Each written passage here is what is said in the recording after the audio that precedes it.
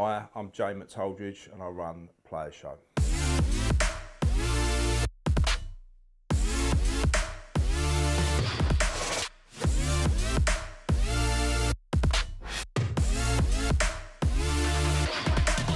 How did I get into modified cars? Well, I spent my teenage years in Essex, so I had no choice. It was what everybody did, particularly in kind of Romford. You had the circuit. When we were 15, 16, we were in cars and we were messing about.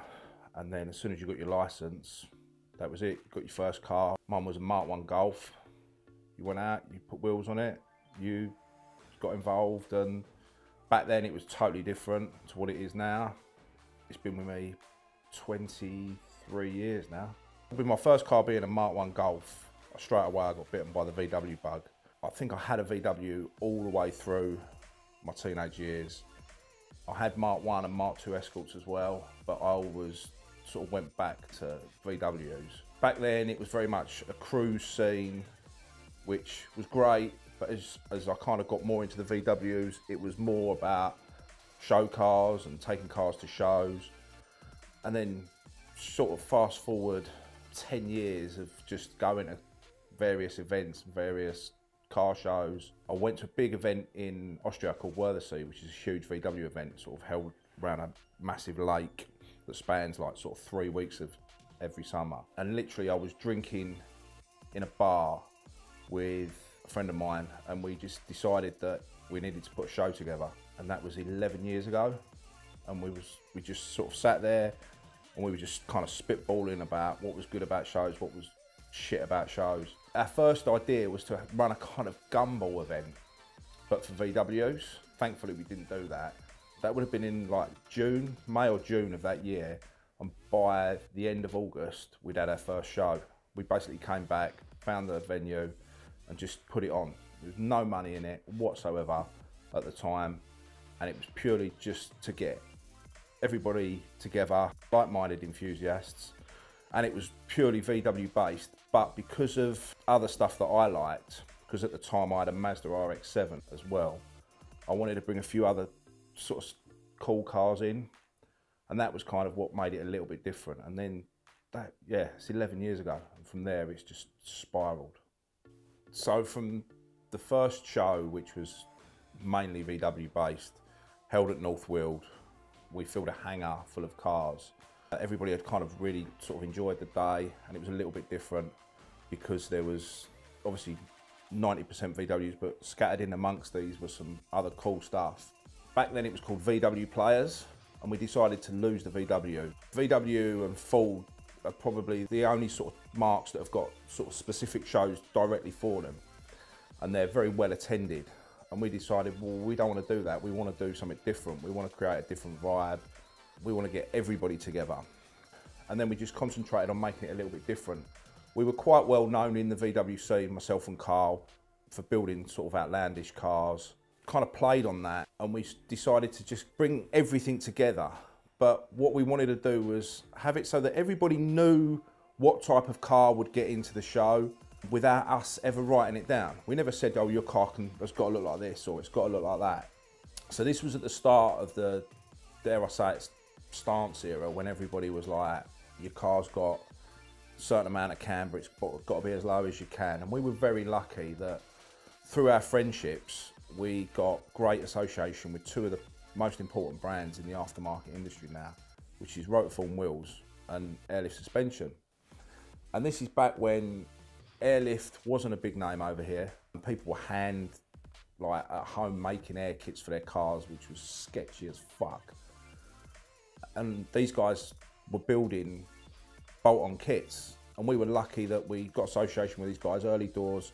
And also we were the first people who ever brought a set of Rotorform wheels over. This is when Rotorform first started back in 2009, I think. Obviously now everybody knows them and airlift, and it's kind of like a joke that all you need to do to build a show car is have airlift and Rotorform in your car. We got the opportunity to build some crazy cars, and we went on and we built some RS4s in stupid colours on air, and it worked for us. It got us noticed, and it just grew the show. And every year since 2007, the first show was, it's grown. just continually grown and grown and grown. And we gradually outgrew the one hangar, and then it was 2 hangars, then it was 2 hangars plus this, and it just spiraled till we took over pretty much half of North Weald Airfield. I decided that we needed to kind of elevate the game. You know, everybody can get a field, put a show on. It's not the most difficult thing to do. But I wanted to sort of take it to a higher level where people would never think you'd be able to get a show there. So for me, it was like, right, well, I'm going to try Goodwood, because everybody's got this opinion of Goodwood Motor Circuit that it's, you know, old boys wearing tweed, driving around in their Rolls Royce. And they're right, that's exactly what it was. But again, by a bit of persistence and kind of selling the guy the dream, we managed to get an in there to put on the first ever modified car show at Goodwood. And the problem is, when you use the word modified to people who aren't into the scene, it just sets alarm bells ringing. And they're like, shit, I don't want these guys coming down doing burnouts and just causing havoc. And we had to sit the guy down, and we had to show him videos of what we'd already done and say, look, that's not our scene. These kids spend, you know, what they should be spending on a house deposit on their car. You know, they're not boy racers. They live a lifestyle that is based around their cars. They go to shows. That's all they do. Their girlfriends go with them. You know, the girls are building cars now. You know, it's an automotive lifestyle, for want of a better description. And from the first show, the guy said to me, you need to build this to become the festival of speed for your scene.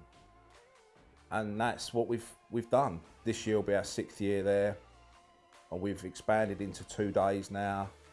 We've got, you know, some of the best sponsors you can possibly have in airlift and rotor form. Monster have made a huge impact on what we do, because they open doors to get things that you'd never be able to get. You know, you want a guy driving a trophy truck doing jumps, yeah, they'll send you Casey Curry. You want a guy drifting, you know, taking people out, scaring the life out of them, they'll send you Bagsy. And we've been very lucky. These people have got behind us and allowed us to grow this into, you know, what we think is, you know, the pinnacle of car shows in the UK now. It's, yeah, there's shows that have way more people that go to them, but they don't have the level of cars. Every car that is on show at Players Classic is handpicked by me and by Carl.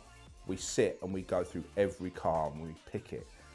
You know, it's a fantastic lifestyle now that these guys live. It's just what they want to do. We've been lucky to work with the people that we work with, and, you know, to be able to convince a place like Goodwood that you know, you can have a modified car event there. We like to think that might have elevated people's opinion of the modified car scene. You know, for so many years, it gets a bad rep for just hanging out in, you know, shopping mall car parks and doing burnouts. And yeah, that happens, but that's not everybody who's into cars. You come to Players Classic and you'll see young families sitting around their cars, people just sitting, enjoying their day, and it's all around modified cars. And, you know, that didn't happen 10, 15 years ago. And I like to think that we've had a big impact on that.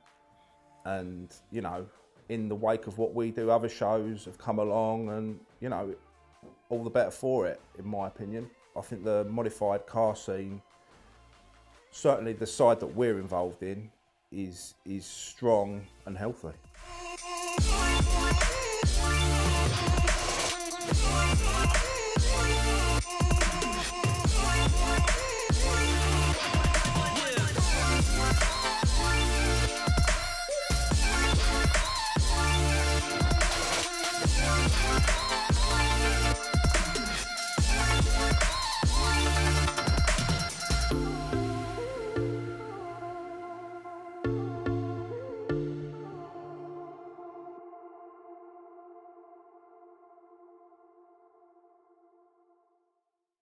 I'm Richard from Ruislip Tyres. We are a tyre dealer, wheel dealer in Ruislip.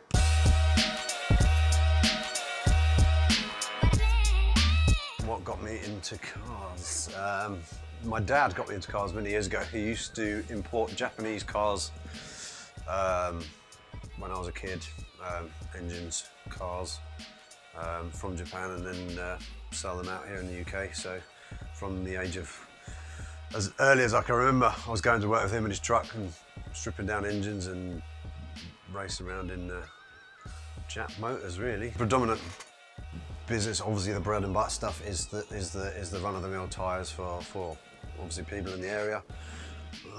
The other side obviously is the wheels, rotor, XXR, Japan racing, track tyres, drift, street, which we supply a lot of the drift guys. We sponsor a few guys, monster drivers, and yeah, I mean, it's the part of the business which is, I wouldn't say it's the more fun side of the business, but it's the more exciting side of the business. I mean, it's down to the sort of them guys that come in with their motors and stuff that have put us on the map, really, and sort of helped us along the way where we are today. So, I mean, it's been part of us since we opened. I was part of the sort of Subaru scene for the last 10, 15 years. I mean, we've got more into the sort of drift sort of side of it now in the last 2 or 3 years with like Julian, Garage D, Monster Energy, obviously going to Gapville, and being a dealer for a lot of the tyre companies, Nankang, Falcon, we've got to hang out with a lot of these cool guys that are in that sort of side of it. So, as I said, the bread and butter stuff is the run-of-the-mill tyres for your average cars. The other side of the business is pure adrenaline and fun, as I'd put it, but it's, yeah, it's good fun.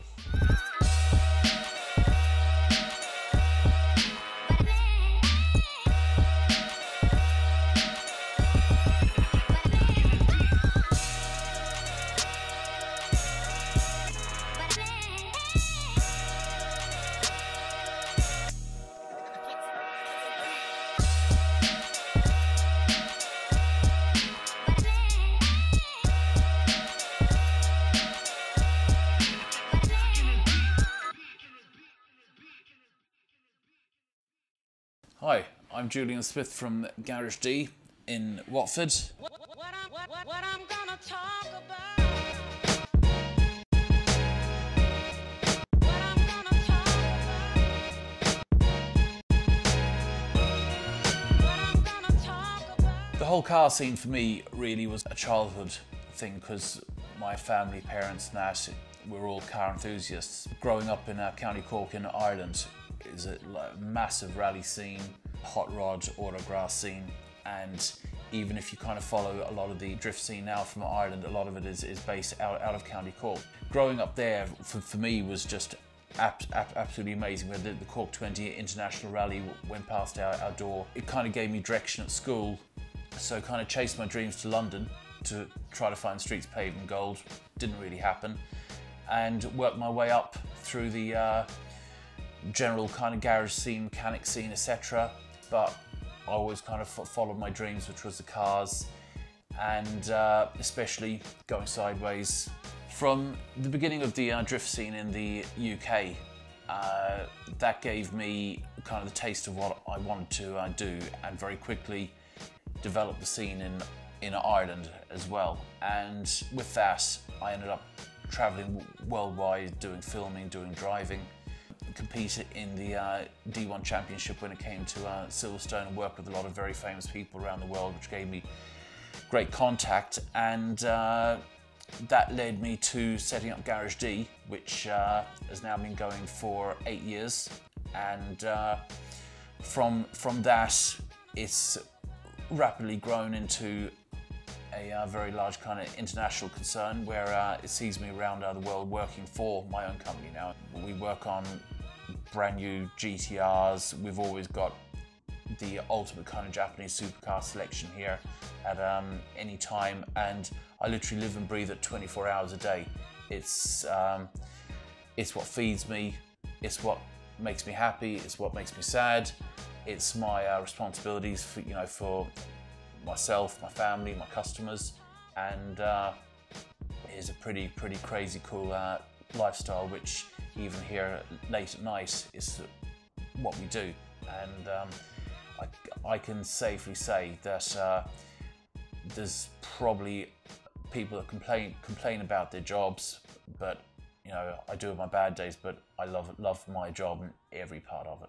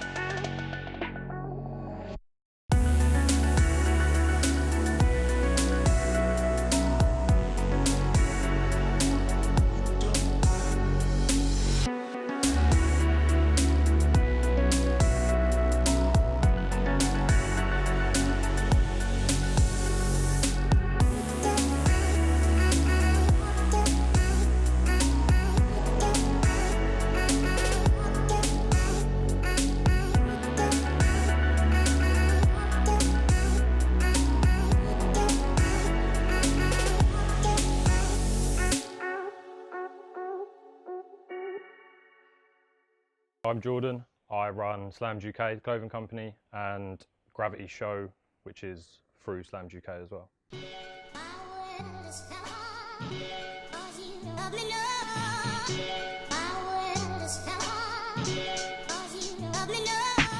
I got into the car world, if you like, by first modifying a car. I think I was 17, 18, and I'd seen a few cars in the local area that had stickers and wheels and that kind of thing, and decided that I wanted to get involved in that kind of thing by modifying a car of my own. So I bought a Mark III Golf in white and went to my local Halfords and bought some 17-inch Rip Speed wheels, and I didn't lower it at all. And then I got a cone filter and chucked that on, and that was my first modified car. Actually really shit looking back on it, but it is what it is. None of my family are into cars or anything. I just saw a couple of cars, saw a couple of the Fast and Furious movies, that kind of thing. Decided that it looked really cool and I wanted to get involved in that. That's how I started to get into the car world and how I started to modify cars. I started Slams UK by buying a EP2 Civic with one of my mates from Maidstone, local area. We both started modifying the cars together. We both sort of did the same thing, coilovers, wheels, camber arms, and then we decided it'd be cool if we could do like a local meet. So we came up with the idea of Slams UK, had a couple of meets, did a couple of stickers, had one in Tunbridge Wells, and like 700-800 cars turned up. So I thought it was pretty good turnout considering we knew no one, knew nothing. And then from that, we then went to Incarnation in Brighton and decided to try and sell some t-shirts. So we got some t-shirts printed, which was our Lower It, Love It, Live It t-shirts and jumpers, and they sold out. So then I thought this could be a viable business, selling t-shirts, selling stickers, selling jumpers. So I went from there to then start to get a stand made, get a proper gazebo, everything printed, get the branding right, and go to other car shows. But obviously I didn't know anything, didn't know about any other car shows. There was Ultimate Dubs, which I think was the next one I went to after that. And we did a couple of meets at Ace Cafe. That went really well. Sold some stuff there, and then it's just snowballed from there really. We sold quite a lot of stuff, we were doing quite well. So I started to go to more and more shows. So we was doing an average of 15, 16 shows a year trading at. And then from there, I saw a gap in the market, if you like, for a show that was for all brands, because you've got Ultimate Dubs and Japfest, which are very specific to specific brands. So I thought that I could come up with an idea to do a show that's for everything. So that's how Gravity started. And obviously at that point, which was 2016 was the first event, Slams UK had a pretty big following. So I used Slams UK to promote the event. So from there, we then did Gravity 2016, which went really, really well. Had really good feedback. I had like 500-600 cars, and cars traveled from all over Europe. We had like 6-7 different countries there. So that was really, really good. And then obviously this year, Gravity was even better. We doubled the attendance. So it was obviously doing something right. And obviously the organisation was really good. The branding was really good. I was really happy with how everything went. And then we're expanding again for 2018. So next year, we've got an extra hall. I'm looking to get bigger companies involved, like Red Bull, because we do a lot of stuff with Red Bull at the moment. And yeah, just going from there. So using Slams UK to promote Gravity, and then making Slams UK bigger and better as we go along. So the more followers we get and the more shows we trade at. But luckily I'm in a position now where I can sort of pick and choose the events I trade at. So I only really trade at the big events and the events that are going to make me money, because obviously for me this is a whole business. This is my lifestyle. Like, I've been doing this full time for just over 2 years now. So I quit my job and just decided to run with it. So now it's everything, like it pays for the house, like it pays for everything. So I need to make sure it works. And then I'm also using that and trying to make Gravity work at the same time. But like I say, Gravity's going really well, and hopefully Gravity just keeps growing and growing along with the brand, along with Slams UK. Keep creating the clothing that I want to create and keep selling it, and yeah, just going from there.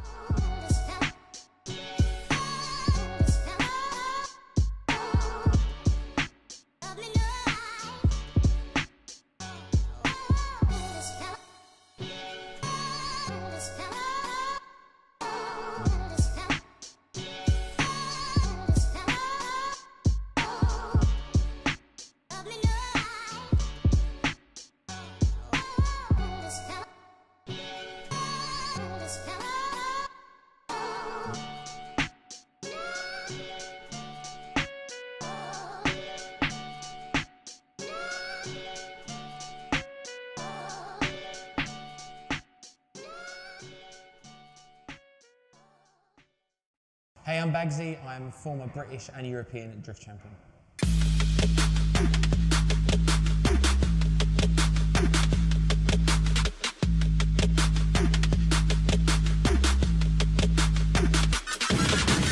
Welcome into motorsport really was probably my dad. He used to race go-karts when he was young against the likes of Johnny Herbert and some other previous Formula One champions. So motorsport's always been in the family. So it was natural for us really that I would get into motorsport at some point. From a young age I also did go-karting, then a little bit of motocross and then back into cars again. And I found what I think is probably the most fun thing to do with a car, which is drifting. It is the most dangerous and the most extreme thing to watch. You know, there is, you know, so much speed and smoke and excitement involved in drifting from the fans' perspective, and every single driver out there wants to put on the best show they can. It's one of those adrenaline junkie type things to do, but with a car. And once you've had a go at doing it, you know, I've never found someone that's not been instantly addicted to driving a drift car.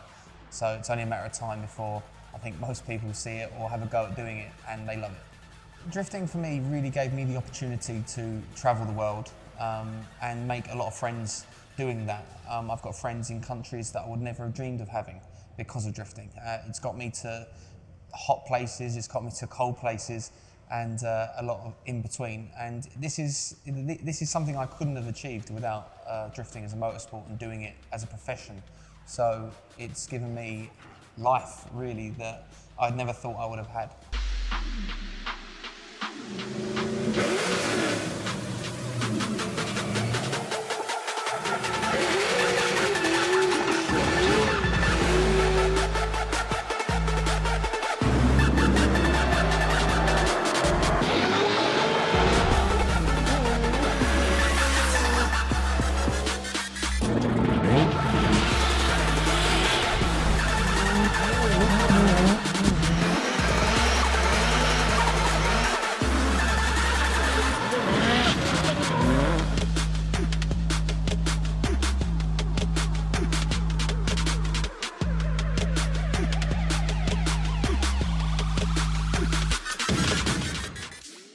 I'm Dan Fegent and I'm a motorsport photographer.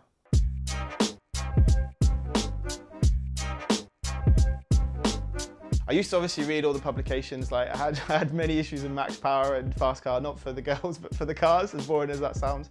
I absolutely loved looking at all the pictures. That's what I realised I liked, the way that the cars have been shot and the effort that people have put into them and how that was being captured. I loved that. Like, I thought that was really cool to praise people for all their work and all their effort. So that kind of attracted me to cars at a young age, well before I could drive. Then when I started to drive, I realised, well, it's expensive to make awesome cars. I had some cool cars over the years, but I was definitely attracted to race cars, things that were loud, things that were fast. I wanted to own some of these cool cars. I wanted to get out there and go to the meets and stuff, and that's literally where it started. Then I realised that when I was at these meets, when I was going to these places, I wanted to take pictures, just like the pictures I'd seen in the magazines growing up and everything. I wanted to capture it for myself. So the camera came along and I was just taking it along. I was taking pictures of my friends' cars, but all of this was just for fun. There was no intention to do anything more than that. Just literally having a laugh with mates, taking pictures of their cars. Where it went from there is it was no longer just friends, because people were seeing these photos and then people were asking me, oh, could you shoot my car or could you do that? So I started writing alongside my pictures and contributing to various websites and so on. A little bit haphazard to begin with, because blogs were around when I started, but they weren't as established as they are now. There were some early articles of mine that I used to write for a site in America, and I used to write for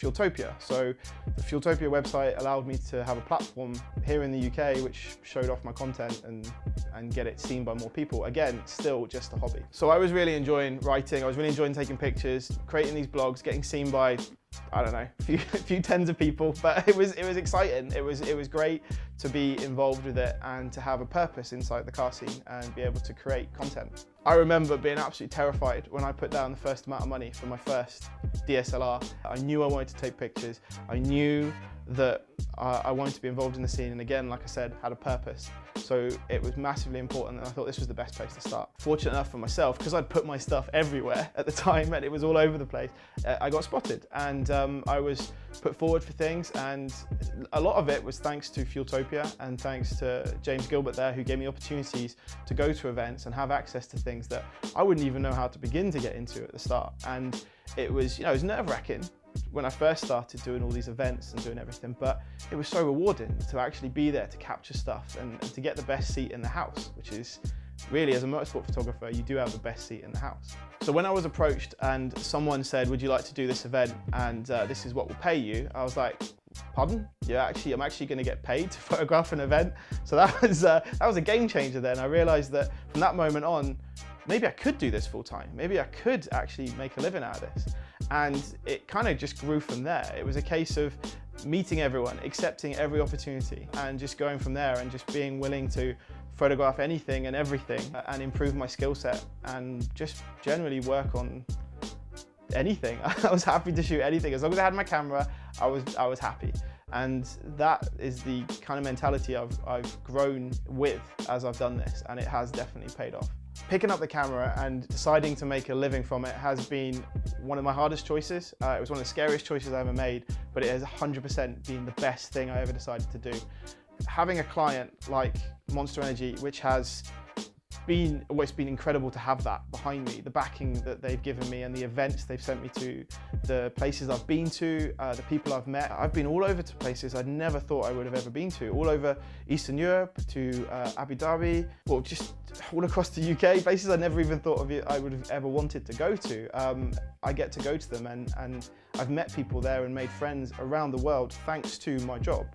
If it wasn't for the car scene and it wasn't for that love of that growing up, and the fact that I was able to turn that into a full-time career and a full-time job and a career, it's just incredible. And I'm very, very grateful for everyone that I've come across and everyone that's pushed me or given me the opportunity to show what I can do. Another thing that I'm obviously very proud of is when I've covered these events, I've worked with these amazing people, been to these amazing places, and then seeing the work being used afterwards to advertise those guys and girls and people and events is like the biggest buzz ever. So for example, to see even something like a flyer or a billboard, or just see the website articles that go out after the events, or to see the images in print, is just the best thing ever. You know, it takes you back to 16-year-old me, where I was looking through the car magazine, seeing the pictures and going, I want to do that, I want to see that. Well, luckily I get to do that, I get to see that, and that is just a huge confidence builder. It's not just the places I've been, but I touched onto it, you know, the people I've met, but it's the people I've worked with. I mean, I have worked with people that used to be, well, still are, my heroes, to actually see these people firsthand and become friends with them. I mean, working with Bagsy since he started really at Monster, and being his photographer has been the best thing ever. When I see him doing his thing, basically being able to capture it, it's just so awesome, it's fantastic. Not to mention when, for example, I've been put with the likes of Petter Solberg. I mean, a hero that I'd watch on Sunday afternoon TV on Eurosport and see him at the rally championships, and then to work with him and meet him and for him to know my name. I know it sounds silly, but it's amazing. Then you've got obviously Ken Block and to meet Vaughn and all these people. Anyway, name dropping aside, it's incredible to work with these people, and it is all thanks to the car scene and my camera, really, which is mind-blowing when you think about it, but incredible.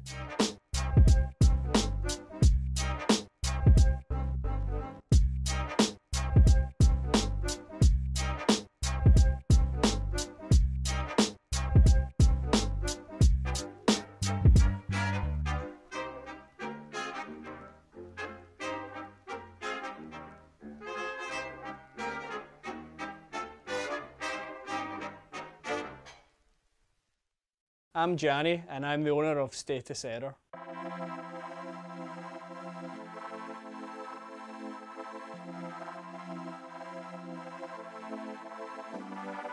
So I basically get into cars through playing Initial D. I just instantly fell in love with everything about it. I've always loved Japanese stuff and just how over the top everything is. The one car that caught my attention was the RX-7, the FC3S, the Red Suns.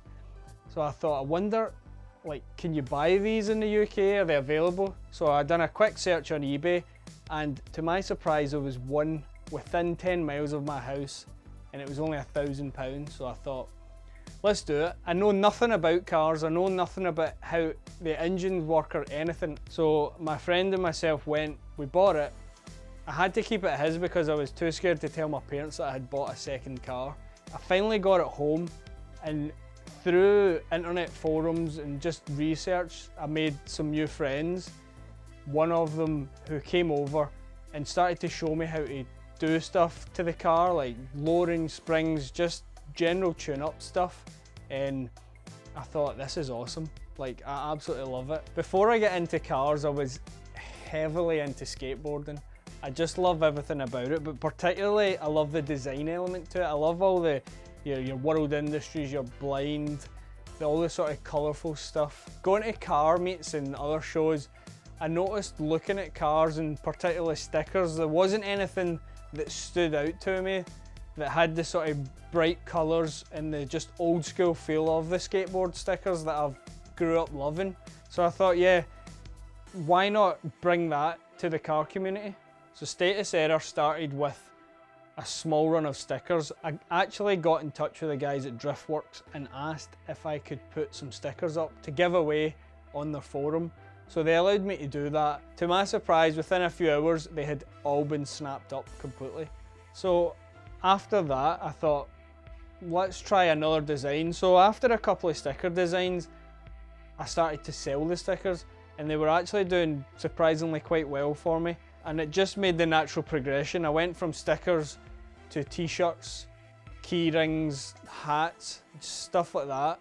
So after about 2 years, I decided to pack in my full-time job that I'd had for 10 years and go full-time with Status Error. Now, when I first started this, there is no way that I ever thought I could do that. And I still pinch myself every day, 5 years on, and I can't believe I'm actually standing in my own shop. The brand has been in video games, it's been in magazines, it's been on TV. There's rarely a time I'll go to a show where I don't see someone wearing a bit of clothing or a car with a sticker on it. It is the absolute best thing ever. The people that I've met, the places that I've been, the experiences I've had, they're all things that I never thought in a million years that I would be doing with my life, and the brand just keeps going from strength to strength. I really can't wait to see what the future holds.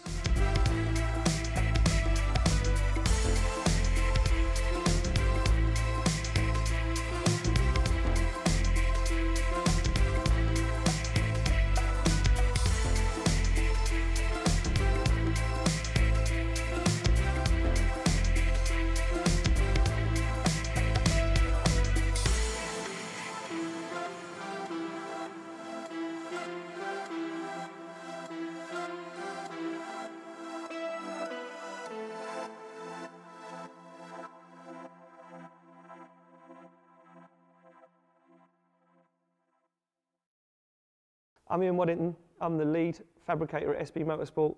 I'm a former pro driver in the British Drift Championship, and I am the voice of UK drifting.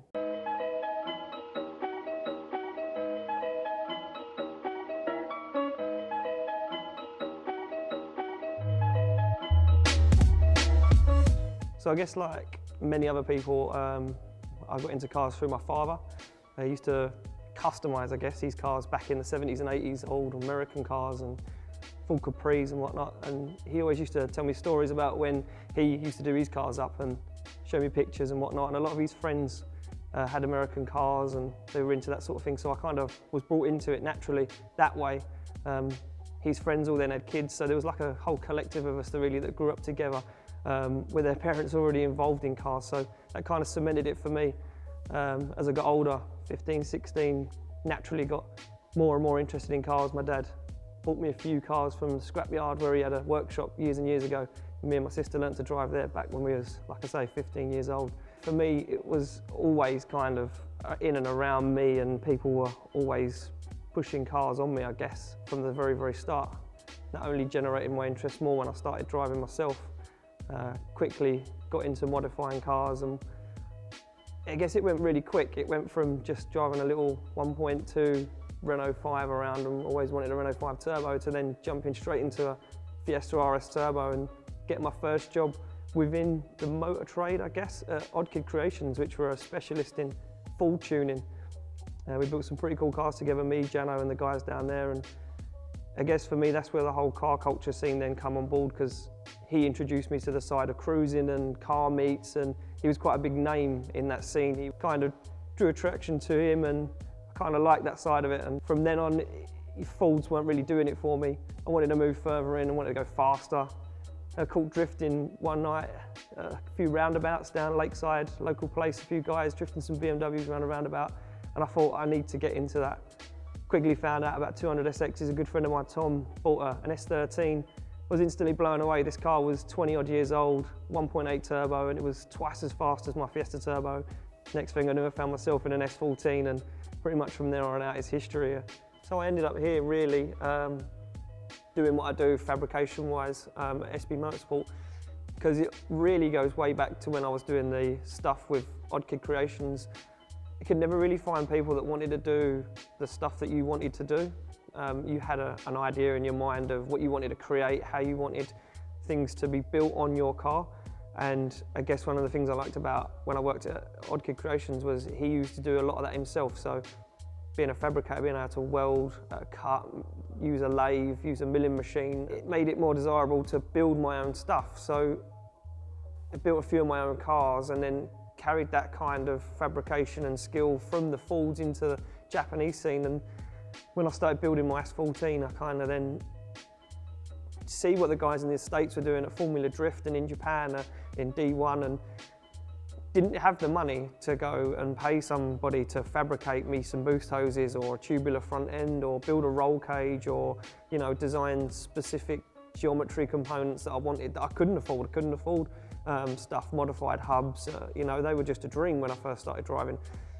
So really I just learned how to make these bits myself, and you know, went from there. And the more and more I did it on my own cars, the better and better I got at it. And then the more and more people within the scene got interested. And before I knew it, I was doing jobs for people within my team and other drivers in the championship. And then, you know, I'd get called upon by other drivers for full builds. They'd want roll cages doing and tub arches and all that sort of stuff. And using your knowledge of what you'd learned through many years of experience to put that into their car to give them a competitive edge. And then that kind of now stems to where I am at SB Motorsport, and it's, you know, it's given me a career. It's something that earns wages every week and puts a roof over my head and, you know, food on the table for my wife and my little boy.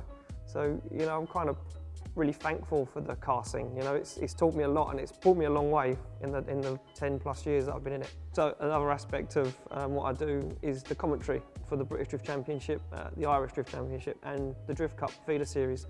Kind of all came about in a strange way. I used to be a former pro driver in the British Drift Championship within a team called Acorn Zenises Motorsport with Mark Lappage and Steve Bagsy Biagioni. Left the team after not a best year. Decided that enough was enough with the driving for me. My skill set wasn't getting any better and the drivers around me were progressing unbelievable rate. I didn't want to leave something that I'd been a part of since day one. Me and Bagsy, we went to the first ever round of the British Drift Championship and drove together in a team. So for me, drifting and the British Drift Championship is a big part of my life, and I'd say 90% of my friends are from drifting. When I left the team, the British Drift Championship got in contact with me and said, we don't want you to leave, you've been around for a long time, we want you to be part of the family. And they offered me a job doing the commentary and the live feed, which is something I wasn't really sure of when I first started doing it, but the more and more I did it, the more I got behind the camera, the more I talked about something that I was so passionate about, the more I enjoyed it, and I couldn't imagine being away from it now. It's unbelievable. Like I say, I've met a lot of people and I've got a lot of friends through drifting.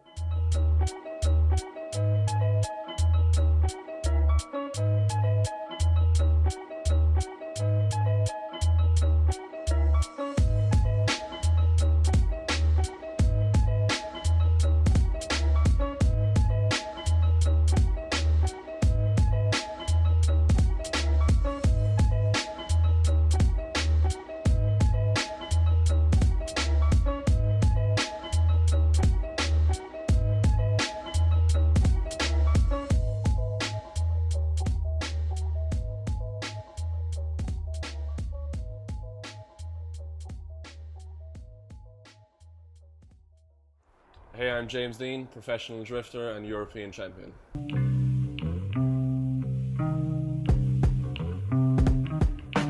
I've been involved with motorsport and the car scene basically all my life. My family hugely into motorsport. My dad used to build rally cars in Ireland for a living, and then my brother, which is about 12 years older than me, he competed in the first ever Irish drift competition and he managed to win the event. So I was 10 years old at that event and basically fell in love with the sport back then. Before that it was rallying, and yeah, all we ever wanted to see was cars going sideways, so you go to the tightest corner on the stage and just hope someone's going to go sideways. It's always been about sideways action for me. My dad's been a huge inspiration in everything I ever did, and mostly drifting. He's been there since the very start. He's come to the practice days before I started competing and been at most of the competitions throughout my career. And if there's ever one man that no matter what happens, if you completely mess up or if you win the event, he's the same person. He doesn't change, he doesn't put any pressure on me.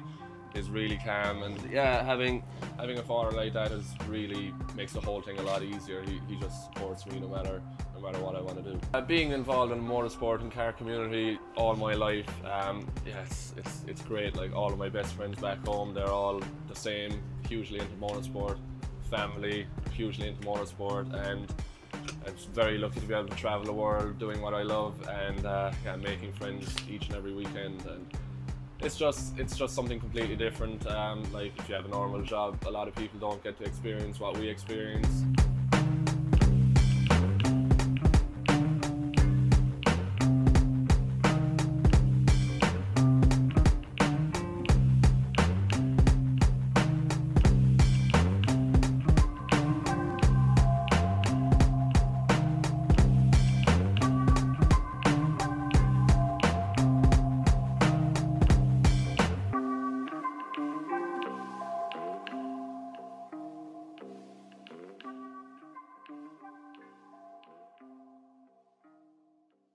Hi, I'm Mark Gillam from ABBEY Motorsport.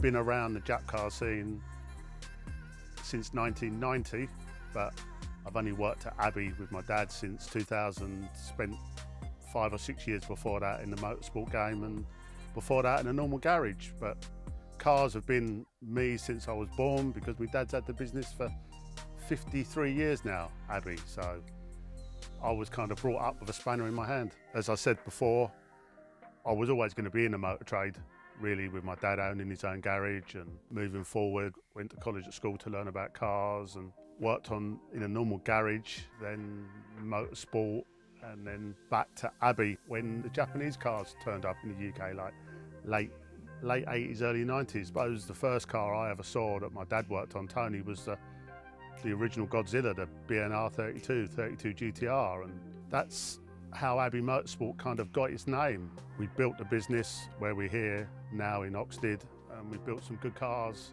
and some well-known cars over the years. Probably, if anyone knows cars, we built Rocket Ronnie's 33 GTR. I think it was Fast Car were involved in it when we went 209 mile an hour at Bruntingthorpe, and then he drove it home. We've kind of live and breathe. It's cars, isn't it? Drive Japanese cars, can't drive anything stock, always got to be trick or different. And I suppose the business at ABBEY, a lot of the business is making a customer's car their own car. They like to be individual, they like to be different. Our business is quite widespread. It goes from anything to a service to a big build. But I suppose a lot of our business is a big range of customers, from young to old, female, male. They want to use their car on the track. And it's like most things, it kind of rolls on very quickly. From what starts out by a couple of days on the track with a boggish standard car, quickly evolves on. They want to make the car last longer, they want to go faster, they want to have more fun. So we kind of develop these cars and build them and tune them and set them up so the customer can have fun. And this evolves on, and then the cars become full-time track cars, and then they stay, they live at ABBEY, and we service them. And a couple of cars we take we take to the racetracks and run them for the customers. And the good thing about that is I get to drive them. Yeah, early 20s up to 70s, and they're now spending the money they built and earned over the years, and they're having fun. It's a life. Spent some years working with Bagsy, travelled the world, working in the motorsport game, and it gets in your blood and gets under your skin. Sometimes it's really hard work, and it's even harder work when you're running your own business, dealing with customers, dealing with problem cars, but we're in the motor trade and that's what we do. So I'm rolling on to nearly the big 5-0 and been working on cars properly since I was 18. It kind of grows, and when you have your own business and you had the name like ABBEY Motorsport, it isn't a job, it's a life, and you enjoy it. That's the main thing, you've got to enjoy it.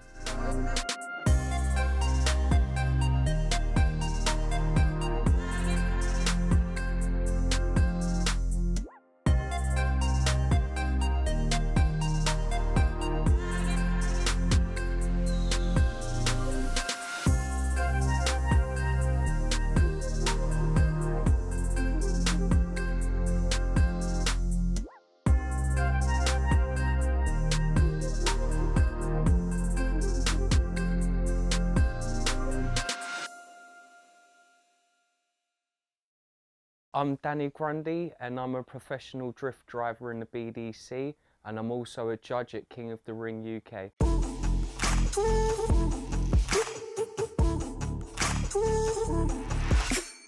So how did I get into my cars? Well, really it's probably video games. The old Gran Turismo 2 and then the Need for Speed come out. I first got my license when I was 18, and that was it really, that was my freedom. I used to often go out with a group of friends. It really sort of grabbed me and captured me, and I've always been really interested in my cars from a young age. When I got my first rear-wheel drive car, I thought I was a real hero doing like the local roundabout, calling myself a drifter and all the rest of it. But that soon caught me up when I actually got caught by the police, and I potentially should have lost my license. At that time, I was doing my HGV apprenticeship. I pleaded with the police officer involved, and I actually got a second chance. So that was it. All the dicking about I used to do, I nipped it in the bud. I started going to my local racetrack, which was up in Essex. Went up there for a number of practice days and really just started to learn drifting properly. I used to take my friends, my family used to come along. I really sort of picked up drifting quite quickly. And every month they run a competition up in Essex called King of the Ring. King of the Ring was my proving ground with the drifting. I proceeded through Drift Cup. I got my BDC licence 2 years ago. In them 2 years I've won a Pro-Am championship and finished just outside the top 10 in Pro class. My journey in drifting has taken me sort of back to the beginning. So I'm a judge at King of the Ring, and it's just a great place to socialise with friends, meet new friends. They've got sound off competition, they've got show and shine. It's always a great evening to go along with family and your friends. It's really great to see the up-and-coming guys that are on their way to competition and to Drift Cup and to BDC. Like King of the Ring's that great foundation and stepping stone to bigger and better things, so it's great being a judge and being part of that. Last year I supported a young driver coming through Drift Cup on his way to BDC. I supplied him a car, gave the guy an opportunity, and sometimes that's what a guy needs, you know. King of the Ring was the perfect opportunity to learn my trade and to drive with other drivers and really learn what it takes to win competitions and how to progress through drifting. It really gave me the opportunities and the support to take the next step and to go to Drift Cup and get to BDC Pro Driver. So I may not have started my drift career in perhaps the most ideal way, but I feel drifting's given me so many great opportunities and given me such a massive journey where I've met so many people, I've travelled the country. Drifting is like my family. I really look forward to maybe once or twice a month going to some venue 4 or 5 hours away to spend the weekend with all the drift guys and girls, and through them hard weeks, it's my little bit of light at the end of the tunnel. A lot of hard work and determination to get there, but it's very rewarding. I do look over my shoulder and think, you know, the days I spent dicking about, wasting my time, why didn't I just go to the track, do it properly, and, you know, who knows where that might take you. You might be the next BDC driver.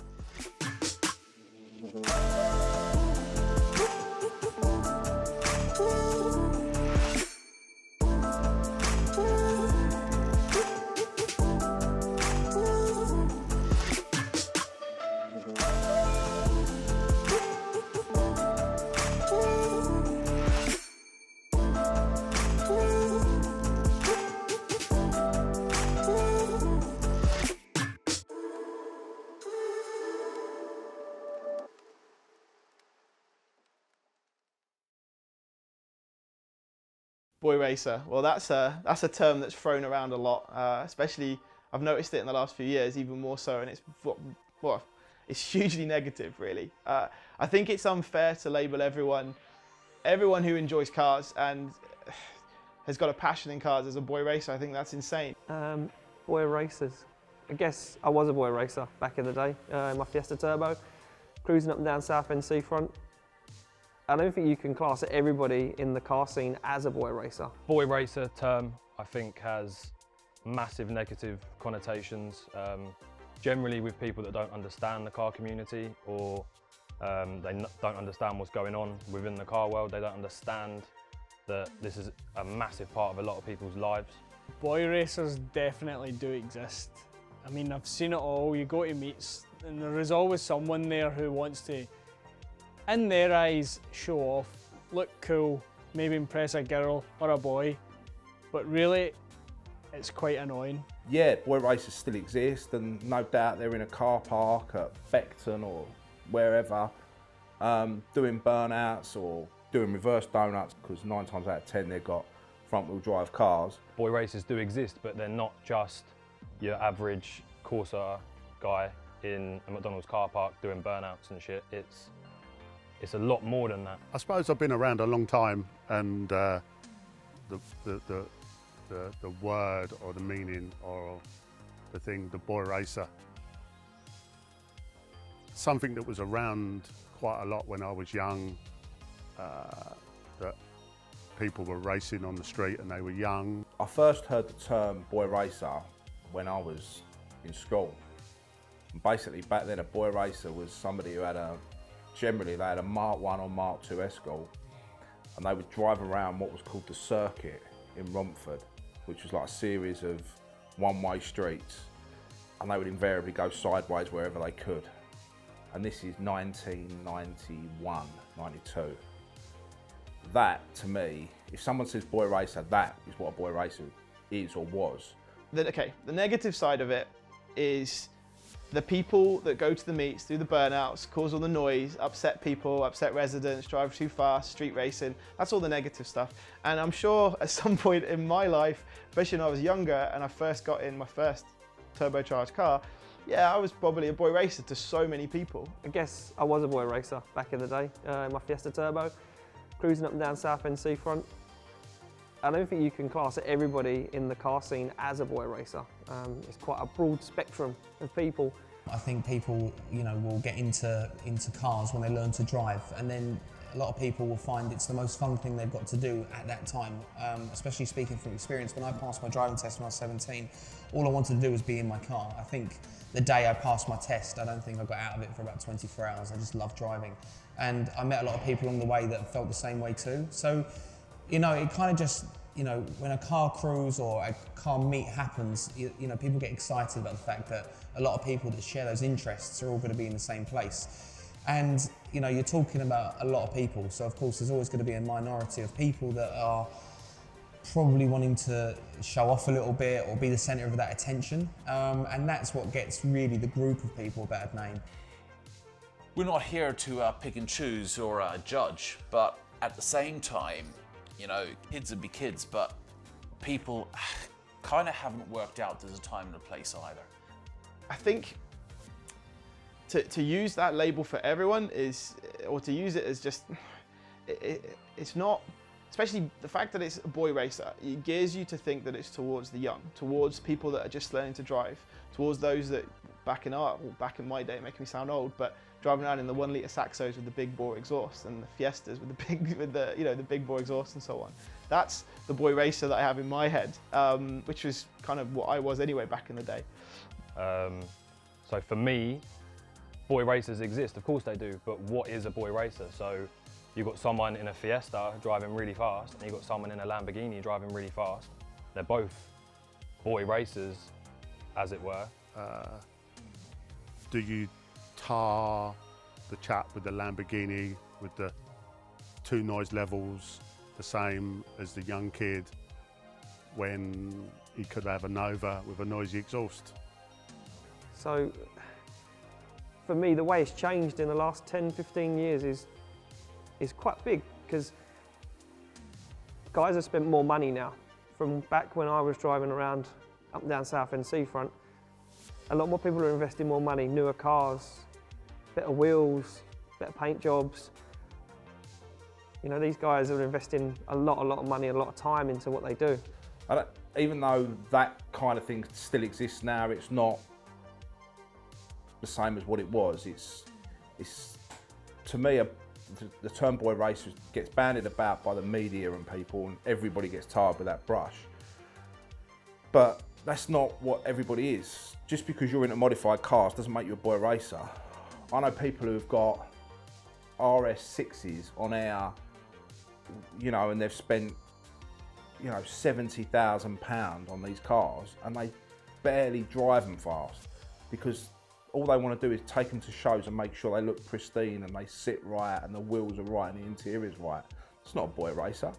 That's somebody who sees his car as almost like a canvas to paint his ideal picture. These guys are enthusiasts. You know, they spend thousands and thousands of pounds on their cars, making them their own and what they want people to perceive in them and what they want their image to be. When I go and work at events, and Goodwood is a perfect example of this, right? I'll be at an event and I'll see people crowded around the cars that I'm working with, okay? And there will be people of all ages, and we're talking up to, like, there'll be entire families, entire generations, okay? All peering and leering over these cars and engine builds. And they're enthusiasts, they're not boy racers. Like, they're not sat there doing a burnout going, oh, it's a sick car, you know, they're not causing a scene. They're literally admiring and appreciating, and that is the enthusiast. It's a massive part of people's lives. So people I deal with that come to all of my shows, that come to the trade stand at shows, they modify their cars, but they're not necessarily boy racers in the negative sense of the word. But yeah, of course it exists, but it's just how you perceive it, and you don't perceive it correctly unless you understand it. So unless you come to the car meets and the car events or come to the garages where these cars are being built, you don't understand the effort that goes into these builds. But not everybody is like that. And there's a big difference between that scene and the kind of show car scene. And I know guys that are my age that have got Mark 1 and Mark 2 Escorts, and they will still go to a roundabout, they'll still go round it sideways, and they'll still blast down the dual carriageway as fast as they can. And they're 40 years old. They're still a boy racer. I might be 40 odd years old. I'm too old to remember. But I was young as well. I was stupid. But there's a time and a place. To take, you know, the minority and tar the majority with the same brush, you know, that I think is very unfair. It's not really it's not really everybody that's bad. It's just a few people at that event, you know, turn it into something that it shouldn't be, which is frowned upon by the world's media. You know, there's a lot of negativity on Facebook about what's going on with these car meets, but there's also a lot of positivity that people don't see about car meets. There's a lot of people that have probably used that as a real positive thing to do and met a lot of friends along the way, or husbands or wives at these sorts of events, and that's the sort of stuff you don't really see online, unfortunately. I think the public perception of boy racers is jaded especially by the news and everything, which is obviously only reporting on the negative stuff. You rarely will see a news article on the BBC News, 6 o'clock news, telling you how well a car event went, how many people's lives it changes because it gives people a purpose, a positive purpose. And the car scene really is a positive thing. It bands together people, and I mean, the meets that are growing these days, they're literally, I just don't see anything negative in them. There's such, obviously you still got the odd bad apple, but that's just the way it is. You know, there will always be someone who wants to mess about and be mischievous, obviously, but it does so much good as well. I mean, you have so many events which are done for charity now as well, and that is just, it's more than the boy racer. That's not the title that should be used. It's enthusiasts. It's people that love what they do and love doing it as a group and a collective and working together to make things happen, and that's what the car scene is to me. I don't really know. I don't think you could class everybody as a boy racer. It's a strange word for me, if I'm honest with you. I've never really known what it means. Does it mean someone who tears around the streets in a 500 horsepower Cosy, or is it someone who tears around the streets in a Ferrari? It's a very strange meaning. For me, someone who's a boy racer is passionate about their car, and they enjoy what they do behind the steering wheel of their car, and they enjoy every single penny that they put into their car. I just think sometimes it's perceived in a negative way by the media, especially the big media. It's a saying that people misuse. Probably the media misuse it. Anyone who's going fast, anyone's making some noise, kind of gets called a boy racer. And whether you're 18 or 30, if you're going to drive fast, you're going to drive fast. But it's what's got you to that point, and building that car and the friends you've made by building that car is what people miss. And generally in the older community, or everyone's mums and dads who don't understand the car world, and they think that all of our friends are all boy racers because they have nice cars or fast cars. But that's not right. That's not what it is. So I would just encourage anyone that paints everyone with the same brush, saying everyone with a modified car is a boy racer, come to an event and talk to the people that own the cars and understand what goes into building the cars, and understand that it's a massive part of these people's lives. And yeah, I think that boy racers, like I say, they do exist, but you just got to understand why and how they exist, and make sure you get it right before saying everyone's a boy racer and making that a bad thing, because it's not. Look upon it today, like we build some cars for some people, and they're not young, and they're in their 60s. They still want to go fast. They still want something that sounds a bit sporty. And do you classify them as a boy racer? It has its good and bad sides. Like, you have the people that are generally there just want to showcase their car to their friends and meet new people throughout the community. But then you also have the people that go there and basically give everybody a bad name, the people that go spinning wheels out of the car park or do donuts in a stupid place or whatever. I think that is the difference. Like, boy racers do all this stupid stuff in the streets that gives everybody in the industry a bad name. But you know, there's pros and cons to everything. Unfortunately, there isn't facilities out there at the moment for people to go and actually have somewhere legal to go and park, or you know, group up and hang out as friends with cars. So it's really just car parks, sort of places like Lakeside or Bluewater, and unfortunately there's probably 1 in 1,000 people there that decide they want to act like a dick and you know, give everybody a bad name. For every 10 boy racers, I guarantee you there's a million proper true enthusiasts who are really passionate about cars. Yeah, fair enough, they go to the same meets, they go to the same car shows as the boy racers, but they have completely different mindsets. They would rather get out the car and talk about the cars, tell people what they've done, whereas boy racers are the ones that give the likes of us a bad name, who go to the meet, they don't come out, they don't socialise, all they do is pretty much jobbies, which you probably don't know what jobby means because it's quite a Scottish thing. Aye. thinking about it now, I think you could talk for ages about the boy racer, but it's so well known. I think it'll take a lot of time for people to understand that people with noisy cars, fast cars, and who enjoy their cars aren't boy racers. I do, because I love doing what I do, and it makes my life go around, and I hope it makes other people's lives go around, so long live the enthusiasts.